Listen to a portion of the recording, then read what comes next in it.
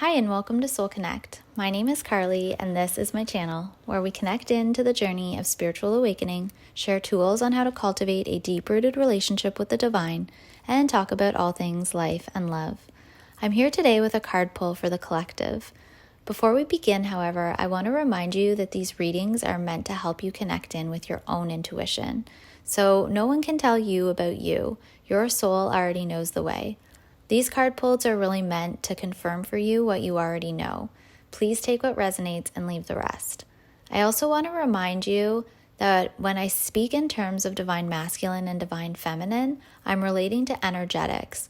Both of these energies live within you already, so keep this in mind when interpreting this reading or any reading. It's also important to note that when it comes to the external 3D, within your divine connection, you may be the divine feminine, but male in physical form, as the feminine energy simply relates to the chasing or push energy within the dynamic, while the divine masculine is typically referred to as the running or pull energy within your dynamic. Your divine connection is all about energy, and it has little to do with physical form. All right, let's get started. So normally I pull our first card from my Divine Feminine Oracle deck, but today I'm pulling first from my Mystical Shaman and Moonology decks.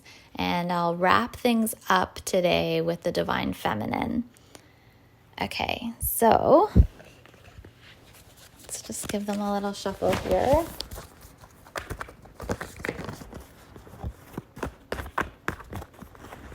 Okay. All right, I had two cards fly out here from my Shaman deck, the Child and the Vision Quest. Okay, let's get a card also from the Moonology deck as well before we dive in here. Okay, it's interesting because the images on both of these first two cards that came out relate to the moon. And with the Child, it's in phases, and the Vision Quest is like a full moon, like completion. I had chosen to pull this Moonology deck out before pulling these cards, so let's just see what we get here. Okay, so new moon in Gemini. All right, I swear every time I use this deck, this is the card that comes out. All right, so Gemini is the astrological sign of the twins or duality, so this is definitely a reading for the Twin Flame Collective. The new moon is the first lunar phase, which indicates a new beginning of some type. The message here on this card is communication is key. So bringing this back to the first two cards, the Child and the Vision Quest, it's like this message is really about releasing the past and stepping forth into your highest timeline. It's like you're letting go of what once was, releasing old behaviors and patterns, moving through and healing, releasing what no longer serves you. Maybe holding on to your childlike spirit. It's like you're letting go of the childish behaviors, yet keeping the magic and wonder of childhood, if that makes sense. This connection to magic or spirit is what will guide you on your journey. It's this connection that helps you to tap into your inner knowing.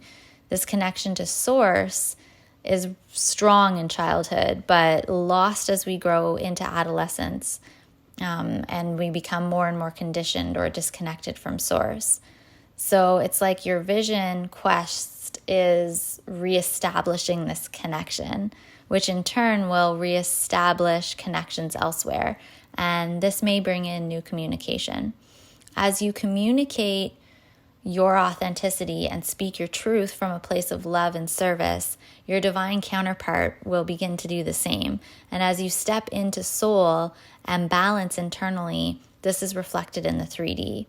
So I'm getting the sense that you're releasing old cycles of looping in the same phases or patterns and beginning to step into your heart center, taking the creativity and imagination you held within childhood and bringing this forward or beginning to shine your light forward. Okay, the number here on this Child card is 7, which relates to creativity and intuitive knowing. So it's like I get the sense that the divine is trying to speak to you, perhaps through signs and synchronicities. Like it's like the divine is trying to pull you into that intuitive knowing. And there's communication here too. I want to say maybe like between you and your divine counterpart, although it might not be actually in the 3D. It could be telepathic communication, or maybe this communication is coming through these signs and synchronicities. But there's definitely communication here between you and the universe. So listen, because you're being guided. The key, however, is to stay connected to soul and not let your mind and ego take over. So the moment you begin to try to figure out what it is that the divine is trying to communicate is the moment you become disconnected once more. It's like that pulls you out of the intuitive knowing when you're seeking and searching externally. So your connection lies within your inner knowing, not the obsessions of the mind. The mind will get wrapped up in thinking and trying to understand, but that's not what this journey is about. And it's not what this communication is about either. It's like you're being guided to really connect in and begin to really listen. It's in this quiet stillness and inner knowing that you gather what is needed for the future, like for this quest.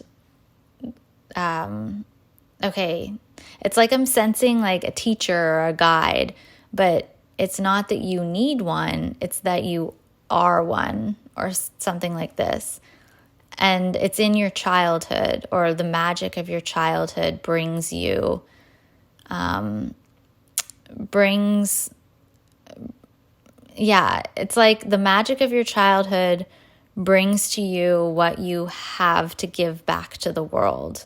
So in service, which in turn leads or guides others in some way. It's like I'm hearing the word salvation, like your service helps to guide others to salvation. But I think it's more sovereignty, like your ability to be authentically you and tap into your soul and your inner knowing guides others to begin to do the same.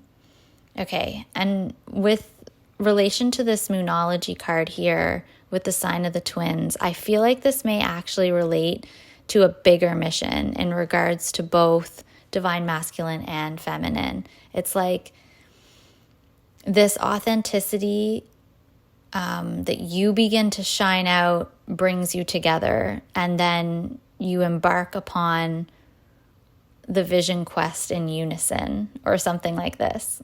Okay, I want to read here from the guidebook about the vision quest. So let's pull that out here. Okay. All right. In the vision quest, you face your fear, embrace your mortality, and then meet face to face with spirit. When we feel stagnant, a vision quest brings our lives into perspective.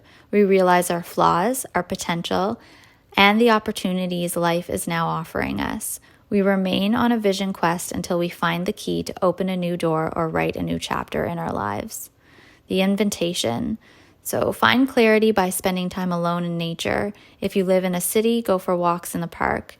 If you live in the country, make sure that you spend time outside in contemplation. Get off the couch, get away from your desk, go outside. Spirit helps those who help themselves. So set your intention and ask nature for a guiding vision for your life. The medicine. Spirit has been trying to contact you, but has received no answer. You are too busy with your life, and there is too much noise inside your head. Do not miss the call again. Make room for quiet time this evening. Allow yourself to become bored for a little while, and you'll be able to hear the important message trying to get through. Okay. Yeah. So definitely what I was getting in regards to that, tapping into that inner knowing and that quietness, getting back to soul and listening for those messages from the universe, but also like not getting wrapped up in the obsessive mind of trying to figure out what it all means, just really dropping back into being. Okay, let's pull a card here from the Divine Feminine Oracle and then wrap things up with a prayer from my Medicine Woman Tarot. Okay.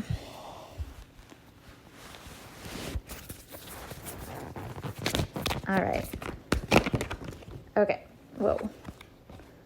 Okay. All right. So we have here Saraswati and the Exemplar of Stones. Okay, so Saraswati is the goddess of self-knowledge, which relates to this inner knowing I've been picking up on. It's the idea that you are your own guru. Okay, so I'm just going to read right from the guidebook here on this one. Let me find her.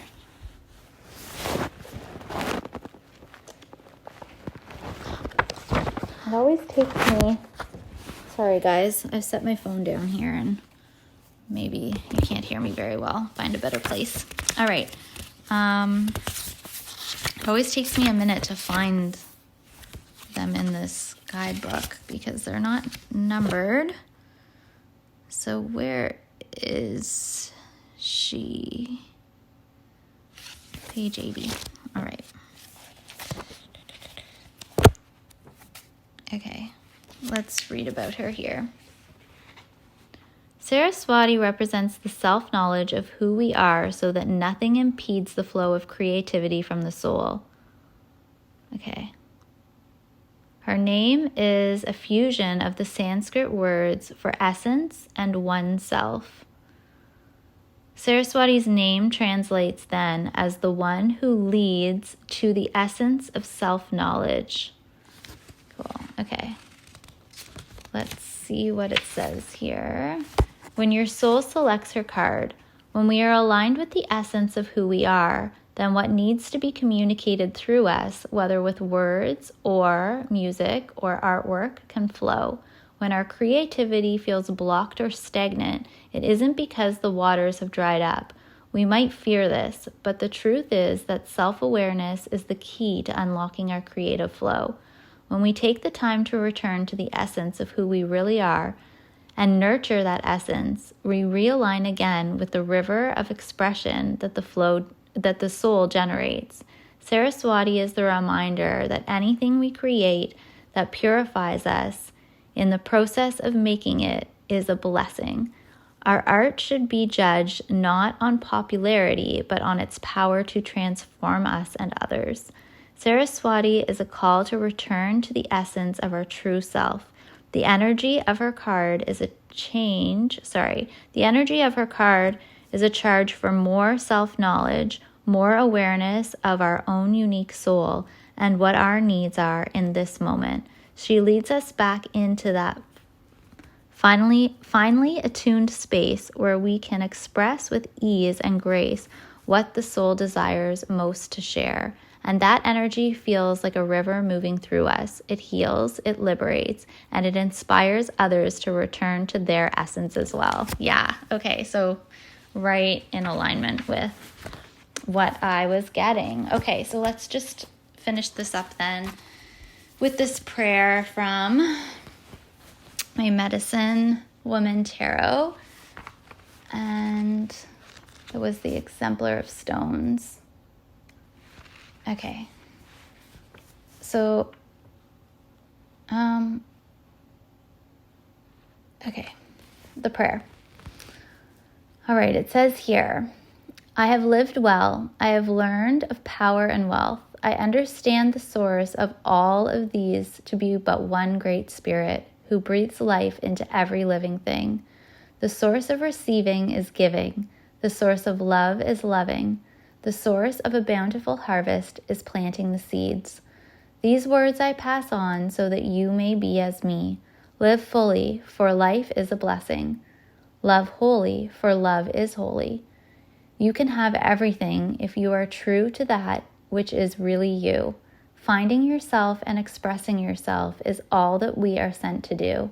This is my learning, the lessons of the stones. This is the wisdom I pass on to you. May all earth's blessings be upon you. I love that. Okay, well, that's it for today. So sending you all much love, friends. Until next time.